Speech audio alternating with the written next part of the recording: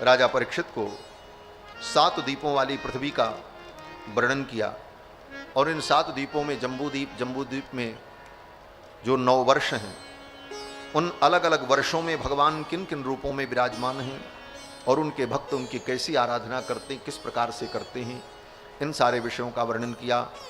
और फिर आगे श्री सुखदेव भगवान ने राजा परीक्षित को नरक का वर्णन करके सुनाया। 21 प्रकार के नरक का वर्णन करके सुनाया। कौन सा पाप करने पर कौन से नरक की प्राप्ति होती है।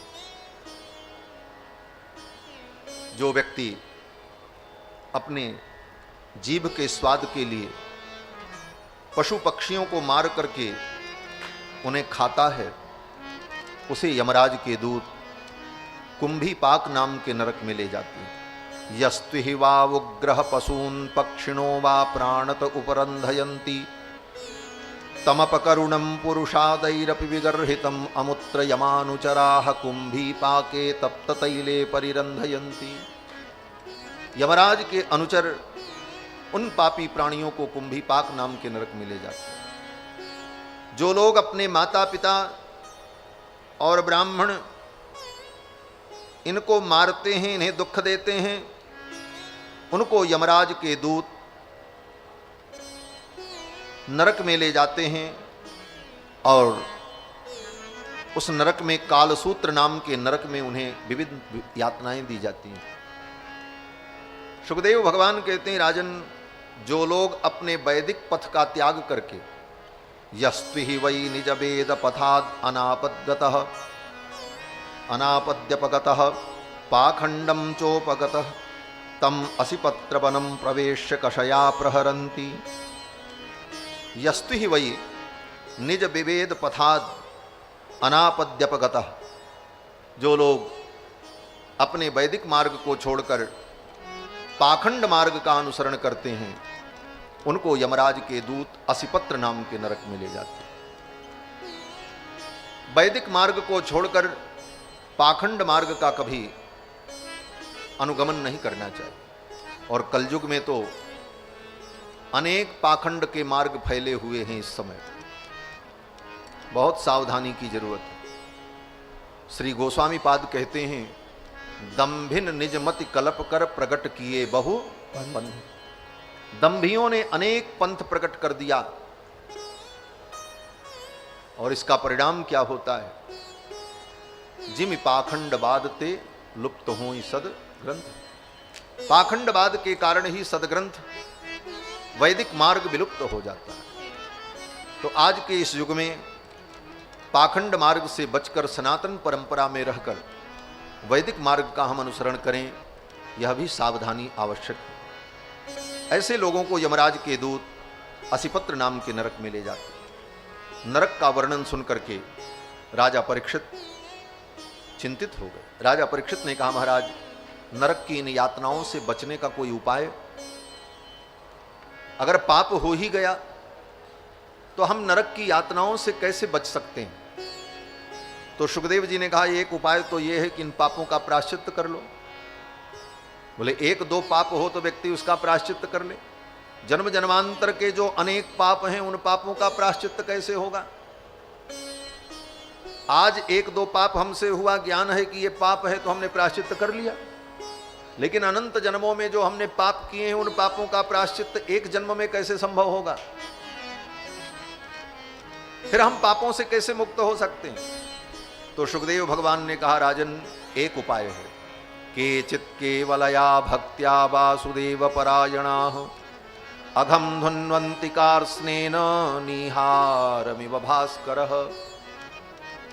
केवल भगवान की भक्ति के द्वारा, केचित् केवलया भक्त्या वासुदेव परायणाः, भगवान वासुदेव के परायण होकर, नारायण परायण होकर भगवान की भक्ति के द्वारा एक ही जन्म में ले लो तो सारे पाप नष्ट हो जाते। एक बार कहा राम तो हो गया काम, हो गया काम, सारे पाप नष्ट हो गए।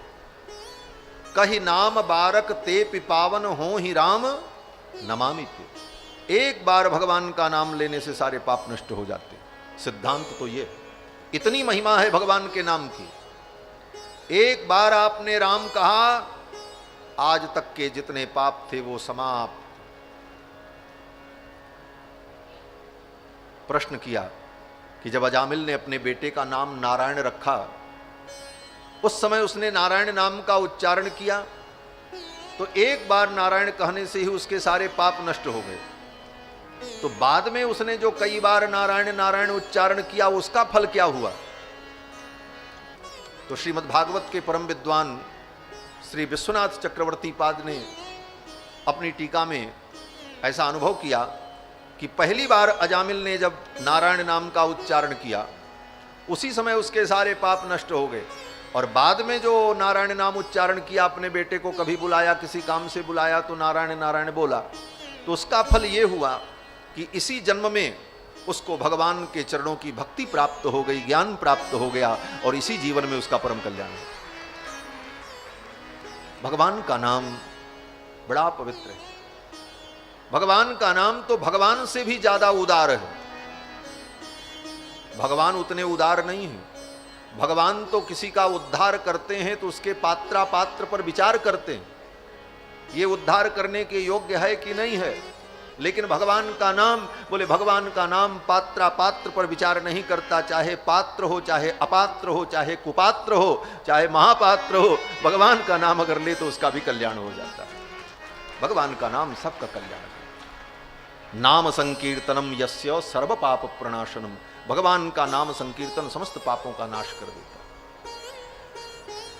अजामिल एक दिन बीमार था, बिस्तर पर पड़ा था। यमराज के दूत उसे लेने आ गए। तब तक उसने अपने बेटे को बुलाया, अरे नारायण बचाओ।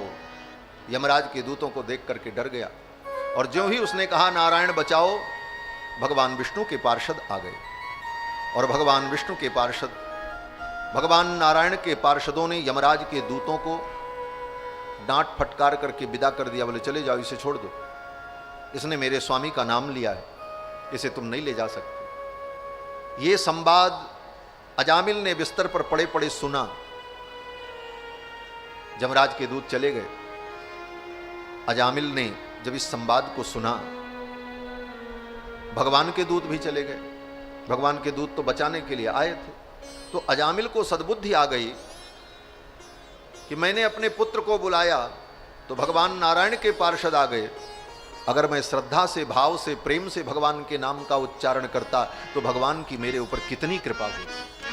ये सद्बुद्धि आ गई अजामिल को, और उसी दिन से अजामिल ने सारे पाप कर्मों का त्याग कर दिया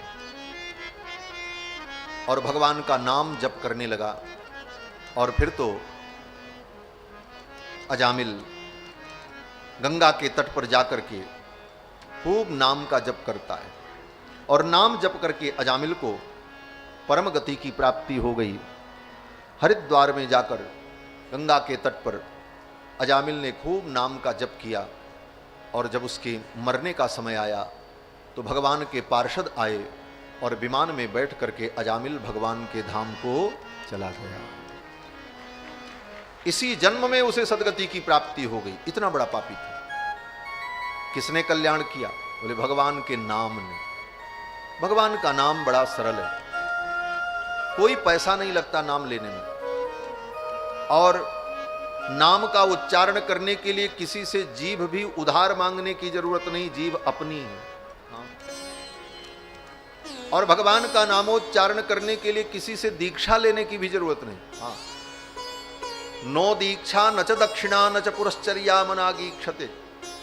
भगवान का नामोच्चारण करने के लिए न दीक्षा की जरूरत है, न दक्षिणा की जरूरत है, न पुरस्चरण की जरूरत है, और जीभ अपनी है, और समय की भी कोई पाबंदी नहीं। जब बोलो तब बोलो, शुद्ध अशुद्ध किसी भी दशा में भगवान का नाम उच्चारण करो। धीरे से बोलो, जोर से बोलो, मन में बोलो, जैसे बोलो, कोई नियम नहीं, केवल भगवान का नाम बोलो। हरि बोल, हरि बोल, हरि बोल। लेकिन इसके बाद भी हमारे मुख से भगवान का नाम नहीं निकलता। सवेरे से शाम तक कितनी बातें करते हैं, जब तक सोते नहीं तब तक मुंह बंद नहीं होता। हाँ, जब तक जगते हैं तब तक कुछ ना कुछ बोलते ही रहते। अकेले भी रहते हैं तो फोन में ही बोलते रहते। पहले तो लोग अकेले रहते थे तो कम से कम बोलने से बच जाते थे, अब तो अकेले भी कोई बच नहीं पाता। अकेले भी हैं तो फोन तो साथ में ही। लेकिन इसके बाद भी हम भगवान का नाम नहीं लेते, कैसे कल्याण हो? भगवान का नाम तो चलते फिरते उठते बैठते, राम ही सुमिरिय गाई, राम ही संतत सुनी, राम गुरु ज्ञान। भगवान का नाम सर्वविध कल्याण करता है। और गोस्वामी जी महाराज तो कहते हैं समय बहुत कम है, आधा समय बीत गया, जीवन चला गया, करने के लिए बहुत है, क्या क्या करोगे? वेद पुराण शास्त्र में कितनी बातें कही गई हैं, सबको सुनो फिर समझो। बोले तब करो।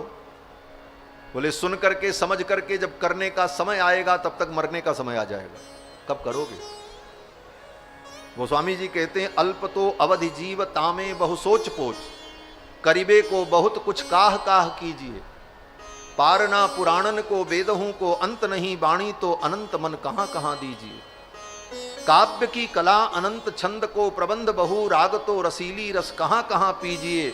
सब बातन की एक बात तुलसी बताए जात, जन्म जो सुधारा चाहो राम नाम लीजिए। भगवान का नाम। इस अजामिल के उपाख्यान के माध्यम से श्री सुखदेव भगवान ने भगवान के नाम की महिमा का वर्णन किया। भगवान का नाम जीव का परम कल्याण करता है। इसके बाद आगे कथा आती है वृत्रासुर की। वृत्रासुर नाम का एक दैत्य भगवान का परम भक्त हुआ। ये भागवत है। भागवत का मतलब भगवान के भक्त। भगवान के भक्तों को भागवत कहा जाता है। और भगवान के भक्तों का जो पुराण है जिसमें भगवान के भक्तों की विस्तृत चर्चा है, इसीलिए इसका नाम भागवत महापुराण।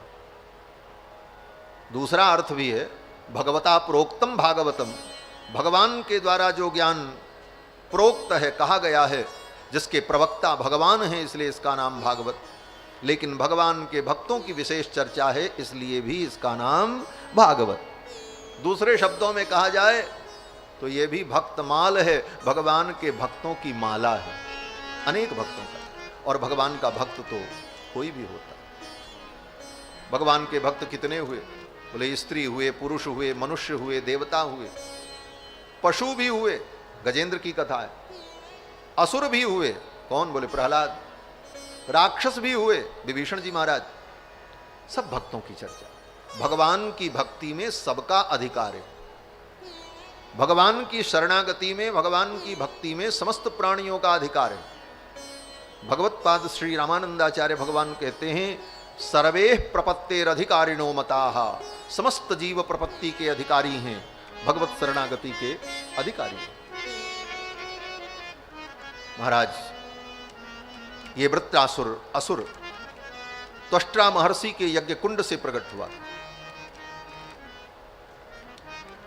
और इंद्र को मारने के लिए त्वष्ट्रा महर्षि ने यज्ञ के द्वारा इसको उत्पन्न किया था। लेकिन यह भगवान का भक्त था, पिछले जन्म की भक्ति थी इसकी। पार्वती जी के शाप से असुर बना था, पहले यह विद्याधर था और भगवान का परम भक्त था। पूर्व जन्म के संस्कार के कारण भगवान के चरणों में भक्ति थी। जब इंद्र से युद्ध करने गया तो पहले तो इंद्र को खूब छकाया, मारा। इंद्र तो घबरा गए, मैं इसे मार नहीं पाऊंगा, ये तो बड़ा पराक्रमी है। बाद में वृत्रासुर ने स्वयं कहा चिंता मत करो इंद्र, आओ युद्ध करो। युद्ध में एक की विजय होगी, एक की पराजय होगी, ये तय है। इसलिए जय और पराजय की चिंता छोड़ करके व्यक्ति को पूरे उत्साह के साथ अपना कर्म करना चाहिए। इसलिए तुम कर्म करो, मैं भी कर्म करूंगा, मुझे जय और पराजय की चिंता नहीं। और युद्ध के मैदान में वृत्रासुर ने देवराज इंद्र से कहा कि तुम्हारे द्वारा मेरी मृत्यु होगी, मैं जानता हूं, पराजय मेरी होगी, तुम्हारी विजय होगी, लेकिन मुझे पराजय और जय की चिंता नहीं है, मुझे तो अपने कर्म को करना है। क्योंकि संसार में जय पराजय का कोई मूल्य नहीं है। देखने में कोई जीत गया कोई हार गया, लेकिन ये संसार का खेल ही जब झूठा है तो इस खेल में जीतने हारने का कोई मतलब नहीं। क्या सोचता रे पागल मनुआ, जो बीत गया सो बीत गया, इस झूठे खेल का मूल्य ही क्या, कोई जीत गया कोई हार गया, कोई जीता कोई हारा, कोई हार गया कोई जीत गया। जब खेल ही झूठा है तो इसमें जीतने हारने का कोई मूल्य नहीं, ये ज्ञान की दृष्टि है। वृत्रासुर ने कहा कि जब मैं अपने भगवान का स्मरण करूं उसी समय तुम अपने वज्र से मेरा वध कर देना, मैं भगवान का स्मरण करते हुए मृत्यु को प्राप्त हो जाऊंगा, मुझे परम गति मिल जाएगी। और वृत्रासुर ने भगवान की बड़ी सुंदर स्तुति की, बड़ा निष्काम भक्त है महाराज। देखो, ध्रुव जी ने भगवान से 36,000 वर्ष का राज्य मांगा तो उनको पश्चाताप करना पड़ा। अहो बत ममानात्म्यम मंदभाग्यस्य पश्यत, यही कहा। और ये वृत्रासुर बोले, वृत्रासुर तो असुर होकर के परम निष्काम। वृत्रासुर ने भगवान से यही प्रार्थना की, ननाक पृष्ठम न च पारमेष्ठ्यम, हे भगवान, न मुझे स्वर्ग चाहिए, न मुझे सुतल लोक का राज्य चाहिए, न मुझे मोक्ष चाहिए, मुझे तो केवल आपके चरणों की भक्ति चाहिए। ऐसा निष्काम भक्त है वृत्रासुर। वृत्रासुर के चरित्र से हमें शिक्षा लेनी चाहिए निष्काम भक्ति की। केवल भगवान के चरणों का प्रेम मांगा। जैसे भैया भरत कहते हैं, अर्थ न धर्म न काम रुचि, गति न चहु निर्वाण, जन्म जन्म रति राम पद यह वरदान न आन। वृत्रासुर की कथा सुखदेव जी ने राजा परीक्षित को सुनाई। आगे 7वें स्कंद में भक्त प्रहलाद का चरित्र है। चरित्र तो बहुत है, 7 दिन की भागवत कथा में कितना सुनावें, वो भी एक सत्र की कथा 3 घंटे की। जब 2 सत्रों में कथा होती थी, 3 घंटे सुबह 3 घंटे शाम, और केवल कथा होती, तब ये सारे विषय पूरे होते। अब तो 7 दिन के सत्र में महाराज जी कतहु निमज्जन, कतहु प्रणामा, कतहु बिलोकत मन अभिरामा। किसी चरित्र को देख लो, किसी चरित्र को थोड़ा सुन लो, किसी को छू लो और चलते चलो। 7 दिन की कथा तो भाग दौड़ की कथा है। कौन सी कथा? बोले भागवत कथा तो है, लेकिन भाग दौड़ की कथा है। भागते रहो, दौड़ते रहो, तब आप वहां तक पहुंच पाओगे जहां तक पहुंचना है।